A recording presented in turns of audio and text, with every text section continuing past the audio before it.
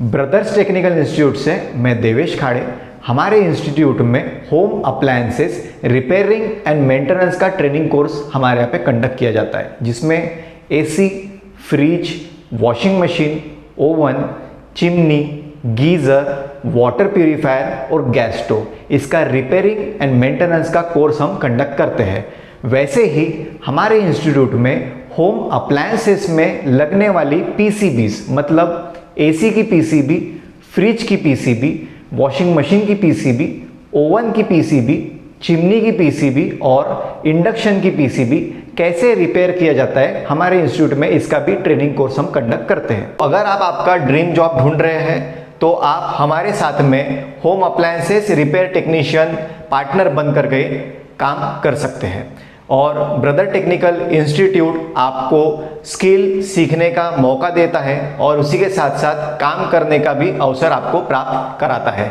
हमारे इंस्टीट्यूट के माध्यम से आपको हम 100% जॉब गारंटी देते हैं। इसके संदर्भ में अगर आपको डिटेल जानकारी हमसे चाहिए तो आप व्हाट्सएप के जरिए हमसे इसकी डिटेल जानकारी ले सकते हैं।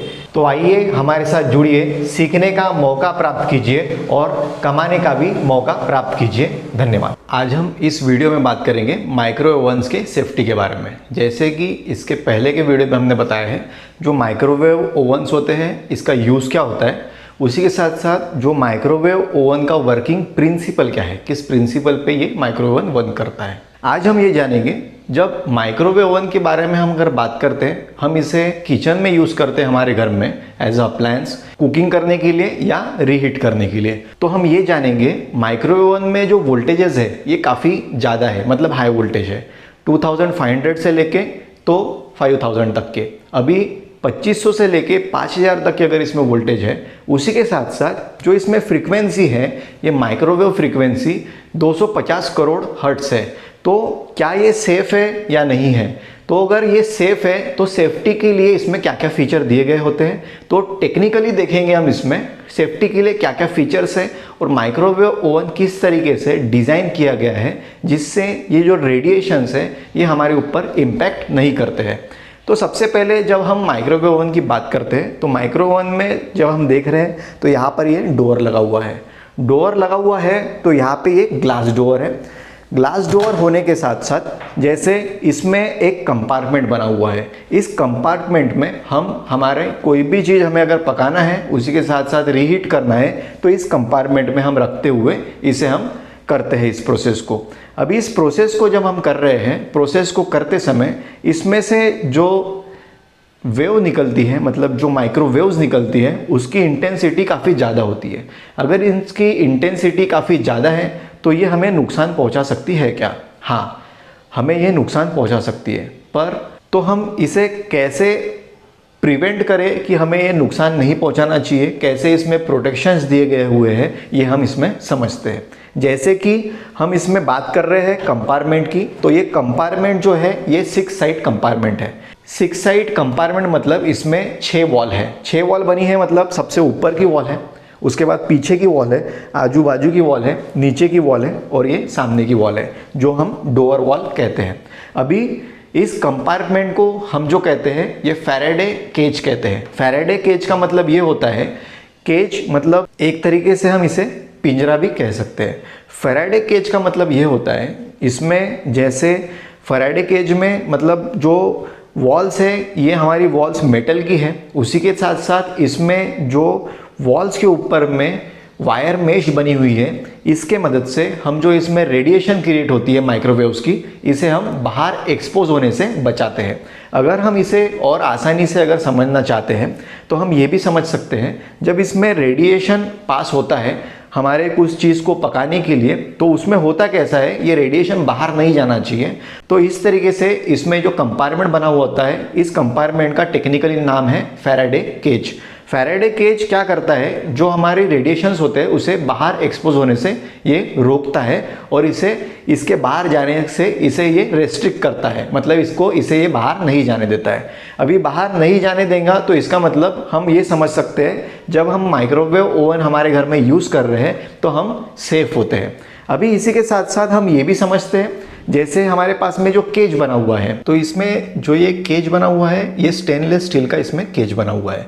इसे हम फैराडे केज भी कहेंगे या इसे आप कुकिंग या हीटिंग कंपार्टमेंट भी इसमें कह सकते हैं। जैसे हमने वायर मेश आपको बताया, तो यहाँ पे देखिए वायर मेश बने हुए हैं, हर वॉल के ऊपर में ये वायर मेश बना ही होता है इसमें। उसी के साथ साथ आप देख सकते हैं इसके डोर पे भी वायर मेश बना हुआ है। तो एक इनर ग्लास होता है और एक होता है आउटर ग्लास। आउटर ग्लास और इनर ग्लास के बीच में यहाँ पे फिर से वायर मेश इसमें लगा हुआ है। तो ये हमें प्रोटेक्ट करता है इसके रेडिएशन से। जैसे ये तो बात हो गई रेडिएशन की। अभी अगर इसमें हमारा जो डोर बना हुआ है, जो डोर हमारा इसमें लगा हुआ है, ये लगा हुआ है ग्लास का। तो इसमें जो ग्लास लगा हुआ होता है, ये ग्लास लगा होता है टेम्पर्ड ग्लास। टेम्पर्ड ग्लास या इसे आप हीट रेजिस्टिव ग्लास भी कह सकते हैं। हीट रेजिस्टिव ग्लास मतलब इसमें जो टेम्परेचर की इसकी क्षमता होती है काफ़ी ज़्यादा होती है और ये केमिकल ट्रीटमेंट से भी इसे बनाया जाता है। अभी इसके ऊपर में जब ये ग्लास बनता है तो ये नॉर्मल ग्लास नहीं होता है, इसे केमिकल ट्रीटमेंट और उसी के साथ साथ टेम्परेचर ट्रीटमेंट से इस ग्लास को बनाते हैं, इसीलिए इसे हीट रेजिस्टिव ग्लास या टेम्पर्ड ग्लास हम कहते हैं। तो ये हमारा इसमें सेकंड सेफ्टी हो गया। और सबसे मेन सेफ्टी जो हमारा केज है ये होता है। तो इसमें हमने दो सेफ्टी प्रोटेक्शंस देखे हैं। एक तो हमारा केज प्रोटेक्शन देखा है, उसी के साथ साथ हमने ग्लास प्रोटेक्शन देखा है।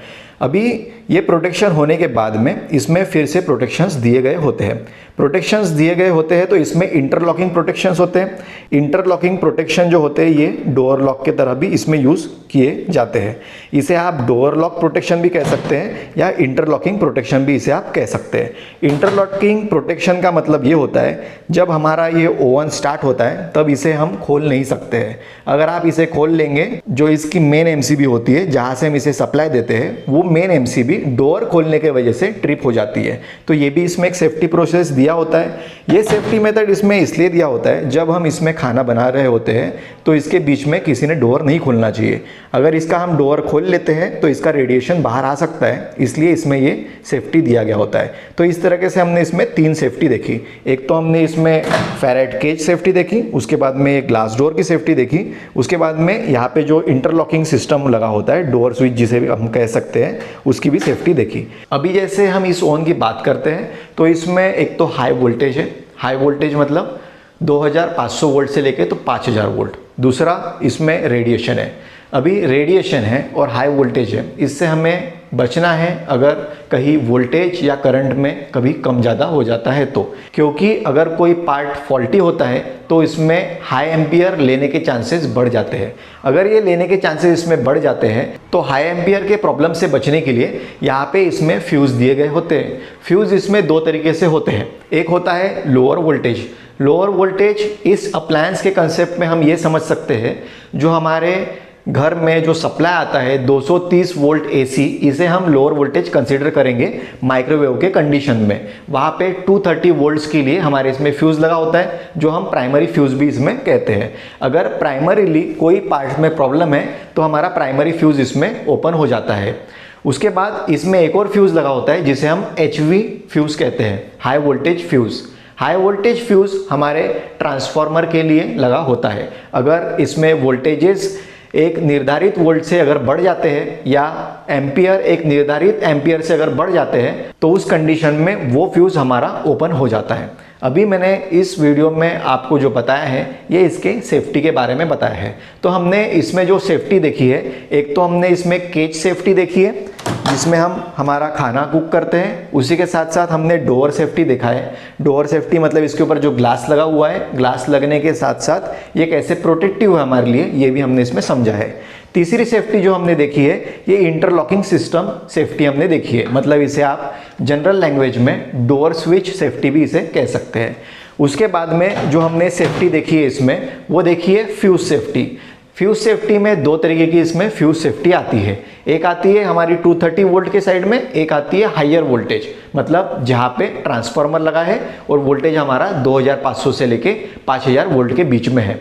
तो इस तरह जब इसमें ओवन में प्रोटेक्शन मेजर लिए जाते हैं तो हमारा ओवन घर में यूज़ करने के लिए काफ़ी सेफ होता है। एज अ टेक्नीशियन अगर आप रिपेयर करने जाते हैं या ओवन की सर्विस देने जाते हैं तो आपको ओवन के बारे में इस तरीके की डिटेल नॉलेज होना काफ़ी ज़रूरी है, क्योंकि अगर आप इतने हाई वोल्टेजेस पे वर्क कर रहे हैं इतने हाई हर्ट्स या फ्रीक्वेंसी या वेवलेंथ कह सकते हैं, इस पे आप अगर वर्क कर रहे हैं तो आपको भी पता रहना चाहिए ओवन्स में क्या सेफ्टी होती है, क्या सेफ्टी होना ही चाहिए और क्या सेफ्टी को हम बाईपास नहीं कर सकते हैं। तो इस वीडियो में हमने सेफ्टी के बारे में कवर किया है। धन्यवाद। अगर आप आपका ड्रीम जॉब ढूंढ रहे हैं तो आप हमारे साथ में home appliances repair technician partner बनकर के काम कर सकते हैं और ब्रदर टेक्निकल इंस्टीट्यूट आपको स्किल सीखने का मौका देता है और उसी के साथ साथ काम करने का भी अवसर आपको प्राप्त कराता है। हमारे इंस्टीट्यूट के माध्यम से आपको हम 100% जॉब गारंटी देते हैं। इसके संदर्भ में अगर आपको डिटेल जानकारी हमसे चाहिए तो आप व्हाट्सएप के जरिए हमसे इसकी डिटेल जानकारी ले सकते हैं। तो आइए हमारे साथ जुड़िए, सीखने का मौका प्राप्त कीजिए और कमाने का भी मौका प्राप्त कीजिए। धन्यवाद। ब्रदर्स टेक्निकल इंस्टीट्यूट से मैं देवेश खाड़े।